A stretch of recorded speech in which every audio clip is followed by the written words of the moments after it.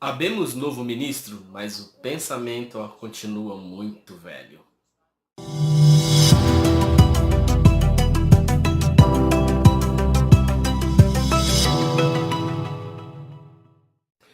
Oi pessoal, boa noite.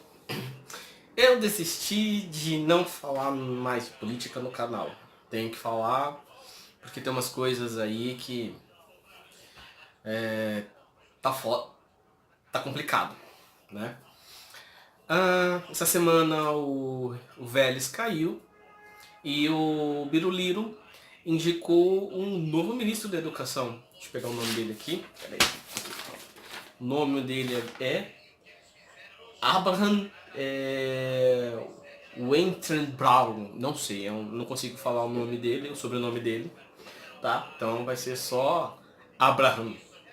O Abraham, que é o novo headline do Ministério da Educação, ele é um professor da Unifesp, economista, especialista em economia, né? E ser professor foi a única experiência na área de gestão de educação que ele teve em 20 anos de carreira. Tá? E, lógico, não podia deixar de ser, né? Ele era secretário executivo da Casa Civil, da Casa Civil, que toma conta ali do gabinete do Biruliro. Ou seja, o secretário do gabinete da Casa Civil é o Onyx Lorenzoni, e o que é o headline, que é o top do ministério, e o Abraham era o número 2. Tá? Então ele era o número 2 ali, então só mudou para casa ao lado, tá? Porém, esse ministro ele já coleciona algumas pérolas, né? Eu vou falar. A primeira pérola dele é que em 2015, quando ele ainda era professor da Unifesp, ele processou um aluno porque o aluno insinuou que ele era gay. Só por causa disso. Ele perdeu, né, o processo porque a juíza achou que o processo não tinha fundamentos e ele perdeu o processo, né? E numa entrevista que ele deu hoje para Exame, hoje dia 10/4, ele citou a seguinte pérola. Entre várias coisas, teve algumas coisas interessantes? Teve. Algumas coisas não eram tão interessantes? Muito mais coisas que não eram interessantes? Muito. Tá? Mas assim, o que se destaca na fala dele é a seguinte frase. Papelzinho, tá? Roteiro. Uma pessoa que sabe ler e escrever e tem acesso à internet não vota no PT. Ministro Abraham, eu vou falar três coisas pro senhor. Primeira coisa, meu diploma da Universidade Metodista, eu sou bacharel em turismo. Segundo diploma, Faculdade Zumbi dos Palmares, bacharel em comunicação social com habilitação em publicidade e propaganda. Essa semana eu terminei a minha pós-graduação em marketing e comunicação. E estou no meio da minha segunda especialização em gerenciamento de projetos. Eu sei ler, escrever, acesso muito à internet e voto no PT. Tá bom? O assunto relacionado à política é bem mais sério e aconteceu aqui na Alesp, que é a Assembleia Legislativa do Estado de São Paulo. No dia 4 de abril, o deputado, como ele chama? Douglas Garcia, Adivinha o partido do deputado? Sim, do partido do Biruliro, do PSL. Em uma discussão sobre em um debate sobre os critérios para participação de atletas transexuais em times femininos, né, e relacionados ao projeto de lei 346/2019 do deputado Altair Moraes. Adivinha o partido do deputado Altair Moraes? Um projeto que disse que homem é homem, mulher é mulher. Não existe homem trans e mulher trans. Adivinha, adivinha o partido do deputado? É ligado a uma grande igreja. Então, é isso mesmo, o PRB, né? E o deputado, o Douglas Garcia, que a partir de agora eu vou chamar ele de Coiso, não vou falar o nome mais dele, vou chamar ele de Coiso, ele disse a seguinte frase após a fala da deputada Érica Malunguinho, que expulsaria a tapas. Cadê? Aqui. Aqui. Cadê?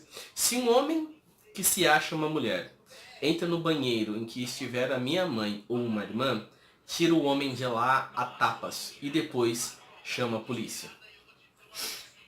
Pra quem não sabe, a deputada Érica Malunguinho, do PSOL, é uma mulher trans. E essa fala dele incita o ódio, a violência, né? E sabe o que foi mais legal disso tudo? É que depois que ele disse isso, começou a chover várias informações nas redes sociais dele, ameaças, normal, né? Afinal de contas, ele propagou o ódio e está recebendo o que ele plantou, né? E ele simplesmente resolveu sair do armário. Ele disse que é gay, mas ele não disse diretamente que é gay. Ele pediu para que a deputada estadual, também do PSL, Janaína Pascoal, lesse uma carta no plenário da Câmara Estadual, onde ele fazia o out dele do armário, né? O cara é tão corajoso, que ele não consegue ter coragem de sair do armário por si mesmo. Ele precisa pedir para uma outra pessoa sair. Olha como ele é corajosão, olha como ele é o fodão, né? E pesquisando mais um pouco sobre esse coisa, eu descobri uma outra reportagem dele. Ele já tinha participado no início do ano passado de uma reportagem, eu não lembro se foi do Fantástico ou se foi do Profissão Repórter, aonde os repórteres tentavam entender o porquê de os jovens estavam se tornando ultradireitistas e bolsonaristas morando nas comunidades. E esse Douglas, ele foi um dos personagens principais desse documentário, ou dessa reportagem. Até porque, quando teve a visita da... Eu esqueci o nome dela agora. Mas quando teve uma visita de uma filósofa feminista americana aqui no Brasil ano passado, e ela foi hostilizada, inclusive com ameaças de mortes, o Douglas, o Coiso, era uma dessas pessoas que estavam lá hostilizando essa filósofa que veio dar uma palestra aqui no país falando sobre o feminismo, né? E eu acho que é muito interessante que ele só saiu do armário por causa das mensagens que ele estava recebendo e também das ameaças de que iriam vazar vídeos de relações sexuais dele, né? Então ele ele disse que se antecipou a essas pessoas e resolveu sair do armário. Ou melhor dizendo, ele pediu pra Janaína tirar ele do armário, porque ele mesmo não saiu do armário. Conversando com uma pessoa, ele ficou meio assim, eu acho que isso é uma cortina de fumaça, né? Para que ele possa ser, para que a fala dele seja amenizada. Mas a Érica Malunguinho já disse: parabéns pra você, eu espero que você seja muito feliz com a sua homossexualidade, mas isso não ameniza o que você fez. Você proferiu um discurso de ódio, um discurso de raiva. E aqui eu deixo duas considerações. A primeira delas é o seguinte: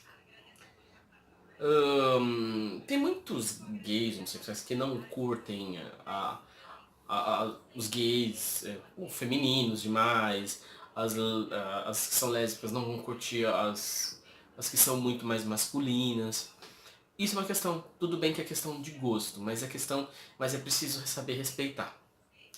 E é preciso ficar cientes de que são essas pessoas, que são ou gay mais feminino, a lésbica mais masculina, que foram os primeiros ali a dar a cara a tapa, para que outras pessoas pudessem sair mais tranquilamente, pudessem ficar de mãos dadas na rua. Eles foram os primeiros a morrer, foram os primeiros a tomar porrada. Eu acho muito interessante as pessoas começarem a pesquisar a história das grandes drags, as grandes tradicionais drags do país, para entender como que era ser homossexual, por exemplo, na época da ditadura militar.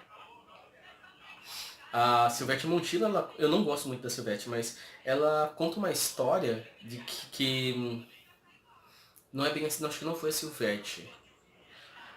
Foi a Mia.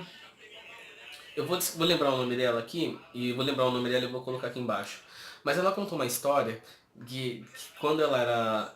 Ela já era uma drag, uma transformista, né, uma drag comediante muito antiga aqui de São Paulo, e que ela viveu a ditadura militar. Então ela dizia que quando ela ia fazer as apresentações, ela sempre era hostilizada pelas forças públicas, porque não tinha como ela sair da casa dela de menino para chegar até o lugar dela onde ela tinha que trabalhar. E então ela acabava saindo pelo menos já maquiada na rua.